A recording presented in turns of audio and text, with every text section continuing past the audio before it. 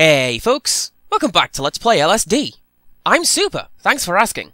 And in our last episode, I basically went through the top 5 games in my personal top 10, thus negating the need to make a video of my top 10. Seriously, it's kind of crazy how long I stayed on topic, given how I said I didn't much plan on doing it. Today? I don't know. Really depends what the game's got going for me. Okay, it's gonna be one of those dreams, is it? Never mind you, let's move along. Can I? No. Okay.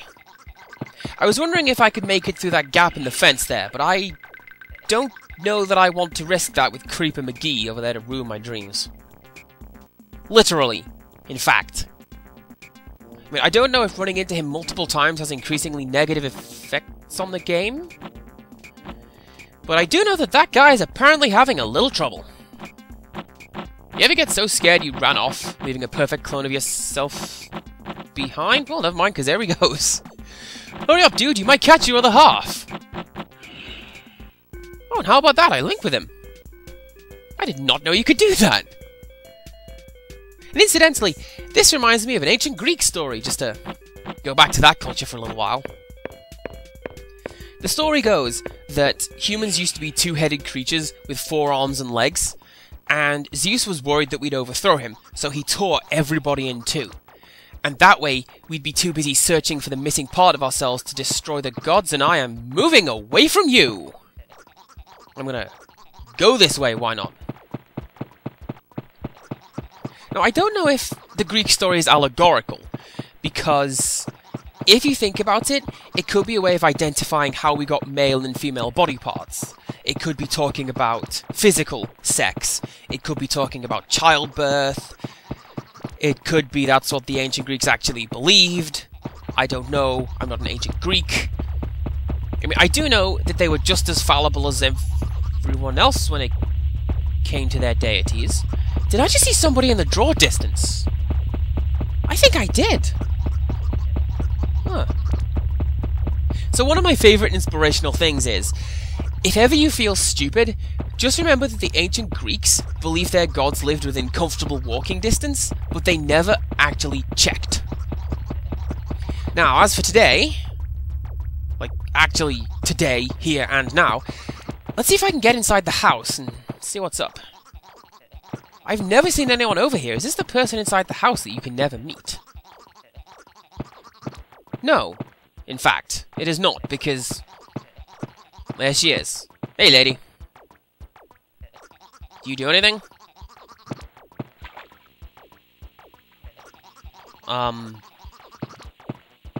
Is there any reason that made the splashing sound effect? Which is clearly the least sensible part about this whole affair. Man, what a mysterious game. I'm gonna go explore the balcony area again. Maybe that woman will do something the next time I'm out here. If she spawns there, and I can remember to make my way there. Well, part 1 of my big idea has come through and I'm up here. And I was gonna say, how do I fall back through again? But if the game's going to link me away, then I have no idea. And you know what? I am not even mad that you're going to send me here if that's what you're going to show me. It reminds me very much of one of the default colour palettes on the Amstrad CPC. Black, blue, red, yellow. I loved that colour scheme. And you know, I've noticed this. The grey man tends to leave me alone as long as I stay on this little... not pier, but whatever this bit is. The dock? I thought the dock was the actual sunken bit where the vehicle goes. I don't know. I'm talking about the stone bit in the water. Science with CPC Gamer. Oh, there's that car again. Except it appears to have spawned in a more correct location. I am getting away from you, guy! Thanks for derailing my thoughts. So the last time this guy spawned, like, beside the warehouses and moved across, I wonder if he is meant to spawn here and move down. I've suddenly decided that maybe that's what is meant to happen. And why hasn't anything happened? Is it Greycoat? Because I thought watching the car crash was meant to send you someplace else. By the way, I'm just going to sidle along beside the car there so I don't actually link with it. Nah, I'm just checking. I'm pretty sure the only lampposts that you'll see people hanging from are the ones in the area that I like to call the car park. Like the little tiled area beside the apartment block. Okay, we're gonna get some ghosts today? I refuse to believe it was a glitch that one time because it worked so perfectly. I mean, there are glitches in the game, and it's kinda obvious when things do go wrong, but that looked too good to be something going wrong. Although with that said, they didn't spawn, so what the heck do I know? Not much. I'm kind of glad the Grey Man spawned on the other side of the map, because it means I'm free to run around and not, not worry about him jumping out in front of me. But as far as I know, you're only allowed one per map, so I think I am safe. And where's this ghost gone? Not an easy thing to say. I mean, he used to be in the second warehouse fairly reliably, but now it's just me. So I'm going to head out before I start singing about how I'm all alone. And there's nobody here beside me. Except that guy. Is this an exact replica of the one we had before? I forget what color the sky was, but I'm pretty sure it was this kind of murky brown. And I guess not, because that guy ran off first time. Didn't even leave behind a clone that let me talk about classical literature or whatever. Huh. I'm sure I've mentioned as much in the past, but I've been told that looking behind the counter in some capacity will make the spaceman spawn on the ground floor. Apparently this time it made me think. So I'm gonna go and see if there's a sumo man. Oh, and there is! Excellent! Okay.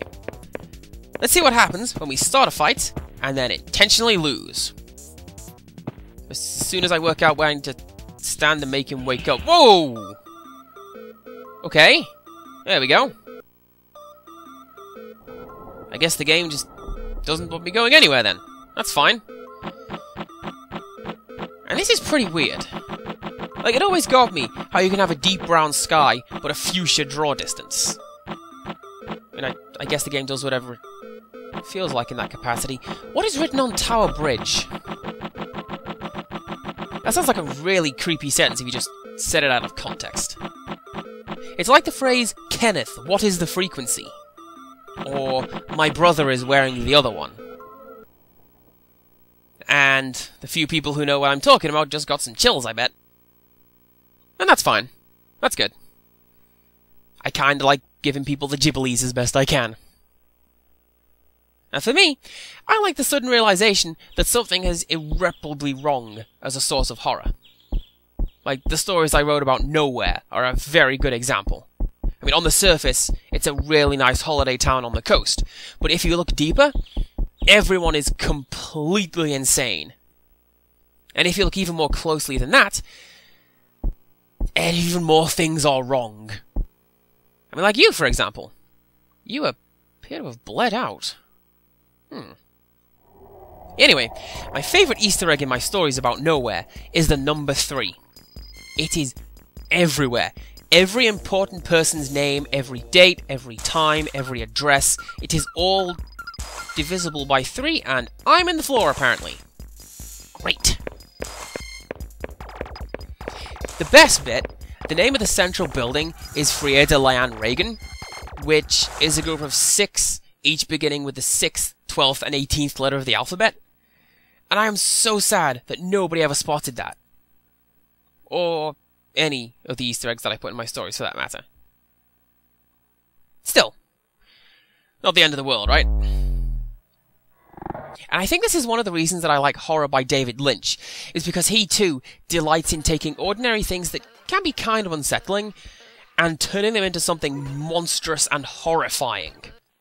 When Eraserhead is, ostensibly, a story about pregnancy. except the baby is a demon cow, and the mother is a giant cancer face chained to a radiator. And then there's this man inside a planet, and these weird mutant chicken things. I don't even know. Twin Peaks is pretty good, though. Recently became available on my TV's on-demand package, so been watching it again. Also, Firefly. Because I like the amalgamation of crazy future tech and Old West shenanigans. And the fact that nobody questions this. Like, there's this whole alternate universe out there, with cheap and extremely efficient interstellar travel. And it all boils down to cattle rustling and train heists. Why can I hear splashing? I thought the raised bridge was quite a distance away from the fish models. Well, whatever, I'm going over the edge. It's a shame the game hasn't spawned me in a position like that from the start, because I would love to wake up and immediately jump off the world, because that's a good way of confusing the game pretty handily. I mean, not that I needed to, necessarily, because check it out, I got a new square! I feel like I should have a little fanfare when I get a new square. But not really, because it would just be a little flourish saying, "Nobody cares!" And then I'd feel sad every time I had to put it in the videos. Oh hey, it's Kyoto! How are you doing? I hope that cheering me up is on the menu, because that would be really neato. I don't know if I approve of your lack of sky, though. If you're going to pretend that it's night, dim the scenery, or something. I'm reminded of when old movies would shoot day for night. Like, it'd use a special film and post-production trickery to make films shot during the day make it look like it was actually nighttime. It's a pretty good trick if you can do it right, but a lot of movies failed, so then you have stuff like The Stepford Wives or The Incredible Melting Man, where the scene just looks all murky and blue. And I like how I picked one really good movie and one really unrelentingly awful movie to balance it out. And I will leave it up to you to figure out which one was which.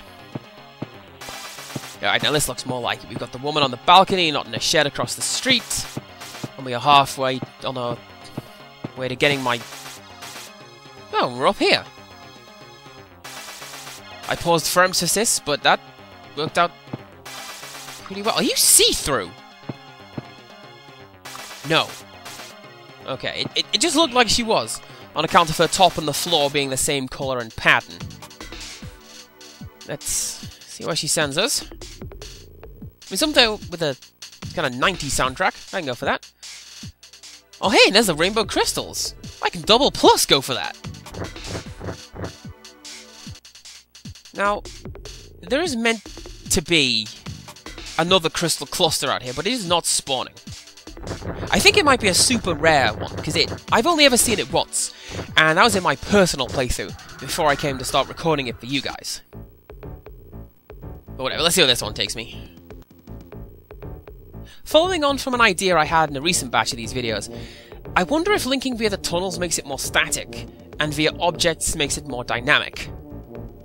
And to that end, does the game draw any difference between linking on an object and on, like, a wall or a fence or something? I don't know. I wonder if the woman in the room is still there. Probably not. Oh, she is! Huh. Well, the last time I saw her, she looked pretty sick, as you can see. So I kind of assumed that she died and had been moved along to a better place. Or the morgue. Which could be a better place, depending on your outlook at life. But let us not think like that. Primarily because this is the violence district, which is depressing enough. And I'm sure I brought it up before, but I'm kind of sad I have to drop the game audio while I'm here, because the music here is really quiet. It's really subtle and well done, and there's a quiet heart beat playing behind the music, and check that out! Dude, I saw you way back in episode 6! Except I didn't know what you were, so I assumed that you were aliens. And, I mean, frankly, I still think you're aliens. Just like everything else in this game. I mean, I can be forgiven, because that one's an actual UFO, right? Possibly not, because there are UFOs in the Dream Diary that comes with the game, but they are always described as large, translucent, gelatinous cubes. I mean, that's why it's always interesting to me to see the cubes floating in space in Happy Town in the Grey Room. And I'm just gonna change my bearing, well, that's okay with you guys. I mean, if I'm honest, the blue spaceship that we just saw, that reminds me more of like some kind of law enforcement drone. Possibly because of the violent nature of this map. Possibly because I really like Judge Dredd. Who knows? I was kinda hoping the little ghosties would spawn so I could ask them if they knew, but they didn't. So I can't. As with many things, just imagine that I did, and it was hilarious because it probably would have been. And I have just noticed the blue tile on the floor in the doorway. That's the same texture as the one on the spaceship we just saw. That is pretty sneaky, game. That's a really subtle little thing. I'm just going to show this off. Like, yeah, you see that? I'm pretty sure that's what the law enforcement ship had.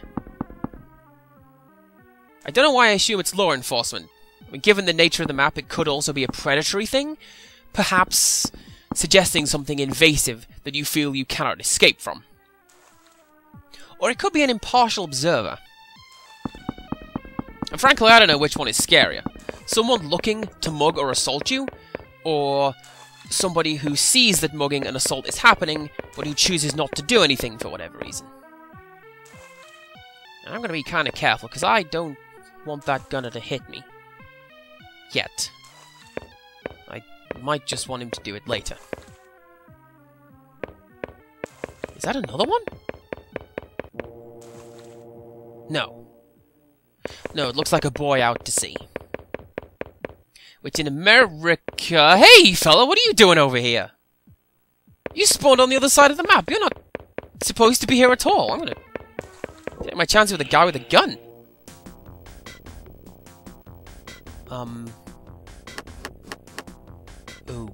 Okay. That is not what I had expected to happen. I was looking to get shot. Like, actually get shot this time, not just wander too close and see what happens when I do. Huh. And this is not the violence district. Clearly. I mean, I thought the only place the mechanical room sent you to was the violence district. It was my little bit of headcanon. Like, the machine room is the spaceship's engine room. And they send you to the violence district for somehow breaking out of the dream simulator and continuing to explore the ship. Yeah, that's more like it. When I tell you I want to go to the violence district, you jolly well send me that, game. Bet you won't show me that cool-ass spaceship, though, will you? No, you won't. And if I were a different kind of immature, I would stomp my feet and pout. I like that idea of a concept, though, that there are different kinds of maturity. It's like how there's different kinds of love. Like, the love you feel for your family is not the same kind of love you have for your partner. And it's interesting that we use the same word to describe two vastly different things. I actually kind of like, what is it, Family Guy's umbrella term for it, though. Love is somebody you cannot stand to do without. And I'm going to go explore these warehouses again. Hopefully undisturbed by the Grey Man. Although... And please, join in if you've heard this one before. Having said that, the game will probably do it just to spite me. Alright, door number 1, let's go. Hopefully with no gunman pop-in shenanigans. Alright then. You know, I was doing a night shift the other day, and we got onto the topic of how great the word shenanigans is. Much better than goings-on, I have to say. Can't say I meant to link with that wall, but what can you do? I got paranoid. So, as a recompense, I'm going to throw myself off the cliff. And that will be all for this batch of LSD. So once we get to the dream chart, and don't get a new square, fantastic. I'm going to do my close. So, join me next time for something else, And until next time, goodbye.